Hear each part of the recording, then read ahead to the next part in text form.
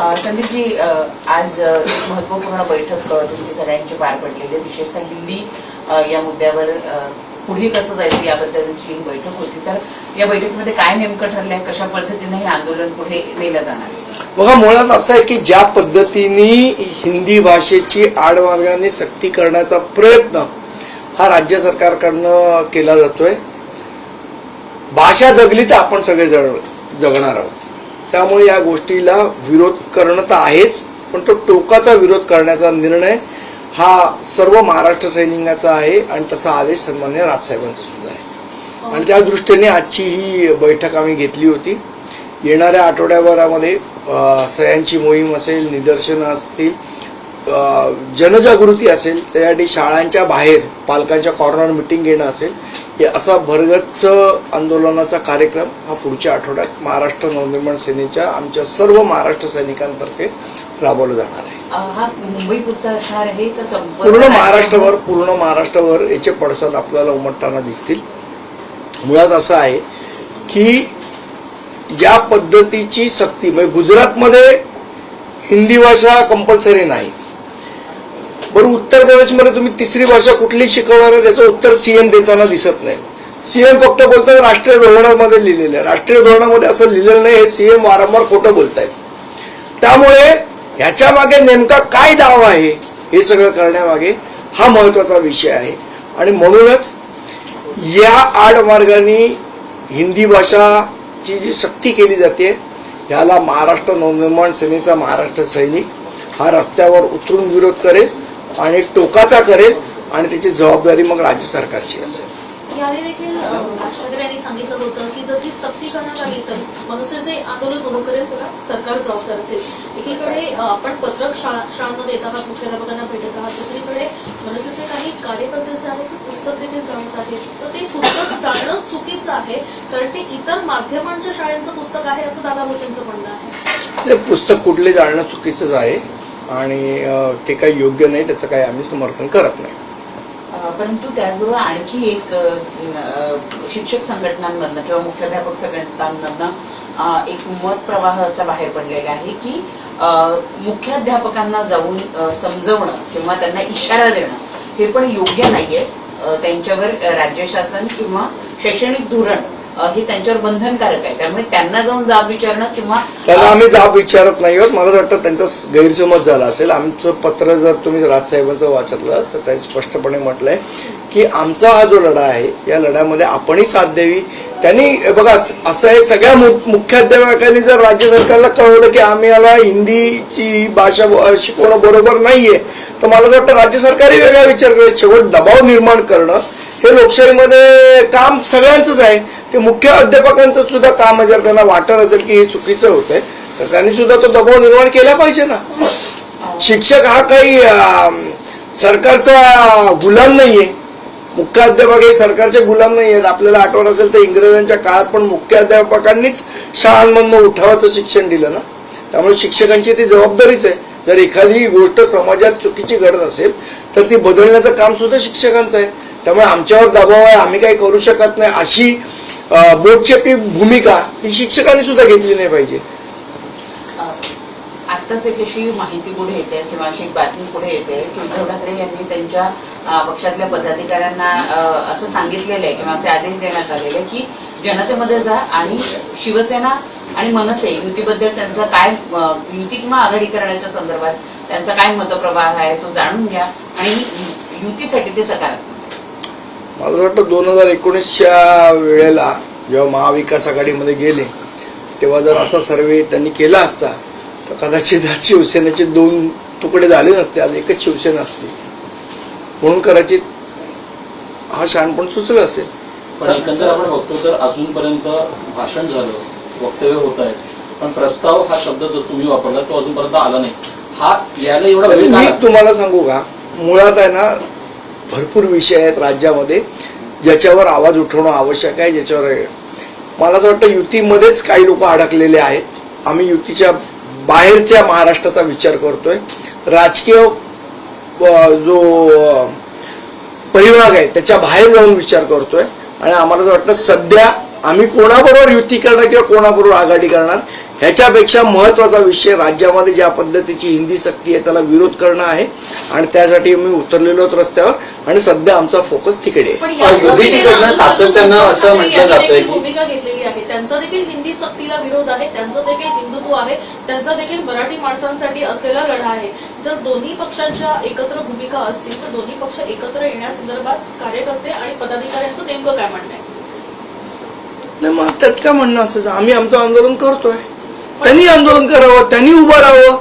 नुसतं कसं आहे भाषणात बोलून काही होत नाही किंवा सकाळी संजय राऊतांनी बोलून काय होणार नाही, कृती रस्त्यावर दिसावी लागते ना. उद्धव ठाकरे असतील किंवा त्यांचे नेते असतील हे सातत्यानं म्हणतायत की आम्ही सकारात्मक आहोत सगळ्या गोष्टीवर, मात्र प्रस्ताव येत नाही. त्याचा अर्थ उद्धव ठाकरे खेळवतायत का सगळ्यांनाच? मला आहे ना आता खरं सांगायचं तर युती आघाडीमध्ये तुम्हाला जेवढा इंटरेस्टेड तेवढा नाहीये.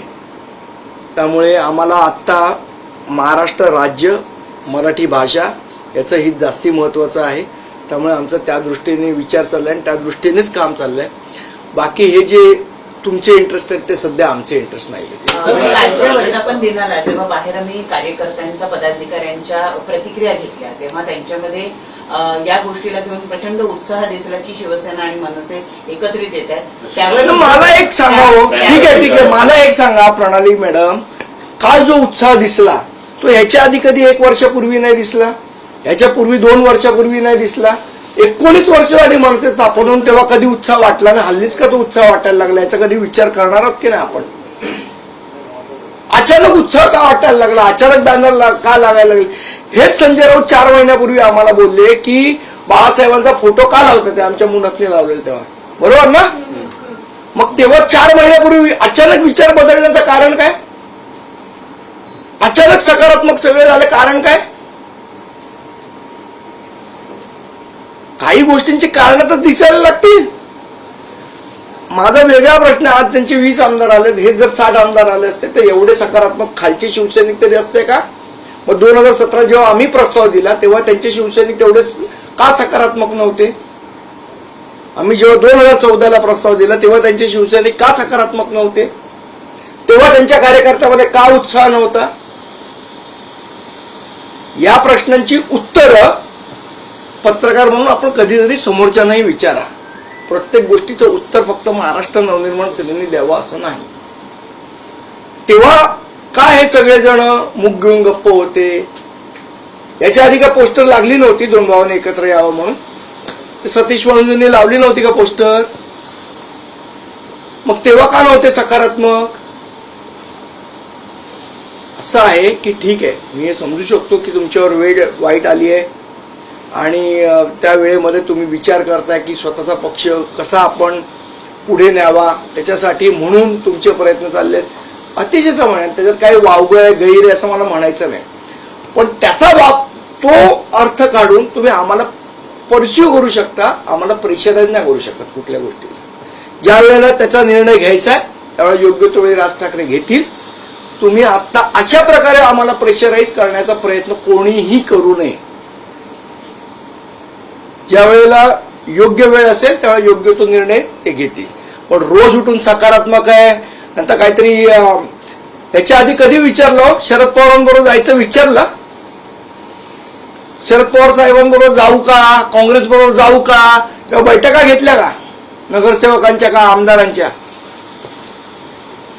त्यामुळे या पद्धतीने माझी विनंती आहे की अशा पद्धतीने आम्हाला तुम्ही प्रेशराईज करू शकत नाही, आमच्यावर दबाव आणू शकत नाही. ज्या वेळेला जो निर्णय घ्यायचा आहे त्यावेळेला तो राजसाहेब घेतील.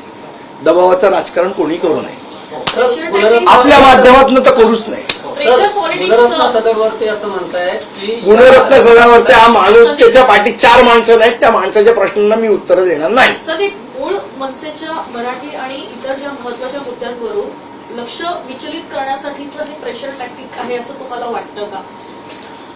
आमचा मराठीचा मुद्दा कोणीही बाजूला सारू शकत नाही. भाषा जगली तर आपण जगणार आहोत, या गोष्टीवर आमचं ठाम मत आहे आणि त्या दृष्टीने आमची वाटचाल चालू. उद्या मनसेने जे आंदोलन आता सुरू करणार आहेत किंवा त्यात जर शिवसेना स्वतःहून सगळ्या मराठी माणसांना आमचं आव्हान आहे तुमच्या सकट की तुम्ही या आंदोलनात सहभागी व्हा. महापालिकेला तुम्ही इन्व्हिटेशन पाठवलेले, त्याला काही रिस्पॉन्स आला नाही. ते व्यक्ती पण आली नाही, त्यांच्या पक्षातून पण कोणी आले नाही. पण अशा वेळी जेव्हा आंदोलन होतंय कुठे ना कुठे आंदोलनात तरी एकत्र या आणि मग दाखवा असं तुम्हाला वाटतं का? मला असं वाटतं ज्यांची इच्छा असेल त्या आंदोलनात सहभागी होतील, त्यांनी अगदी वेगळ्या पद्धतीने वेगळं आंदोलन केलं तरी आमची काही हरकत नाही. शेवट ते मराठी माणसासाठी असेल, मराठी भाषेसाठी असेल, ज्यांना जे वाटतं ते त्यांनी करावं, पण सरकारवर दबाव निर्माण करावा ही आमची ठाम भूमिका आहे. उद्या आमचं महापालिका सभागृह पण आहे, वांद्रे पश्चिम इथे आहे आणि त्यावेळेला शैक्षणिक धोरण हा विषय आम्ही सभागृहात घेतलाय, त्यामुळे या अनुषंगाने चर्चा होईलच. मनसेचं ज्यावेळेला अपयशाचा काळ होता तेव्हा सगळ्याच पक्षांनी मनसेवरती तोंडसूक घेतलं होतं, टीका केली होती. मात्र आज प्रत्येक पक्षाला मनसे हा पक्ष आपल्या सोबत हवाय ही गरज का येते इतर पक्षांवरती? तुम्ही मनसे पक्षाचे नेते आहात, तुम्हाला काय वाटतं या सगळ्यात? मला असं वाटतं याचं एका वाक्यात उत्तर द्यायचं तर राज ठाकरे. आमच्या नेत्याचाच करिश्मा असा आहे की सगळ्यांना आमच्यावर प्रेम वाटतं. असं एकच उत्तर आहे, राज ठाकरे. एक शेवटचा प्रश्न. कालच्या मेळाव्यावर राजू पाटील यांनी एक छानसं ट्विट केलेलं बघितलंय. बाबड्या आणि मेळावा संपला. कसं उत्तर द्याल? मला असं वाटतं राजू पाटील याच्यावर अतिशय चांगलं बोलू शकतील. देश विदेशातील प्रत्येक घडामोडींचे लाईव्ह अपडेट मिळवण्यासाठी आता साम टीव्हीच्या सर्व सोशल मीडिया प्लॅटफॉर्मला लाईक, फॉलो आणि सबस्क्राईब करा. तसंच सर्व नोटिफिकेशनसाठी बेल आयकॉन प्रेस करायला विसरू नका.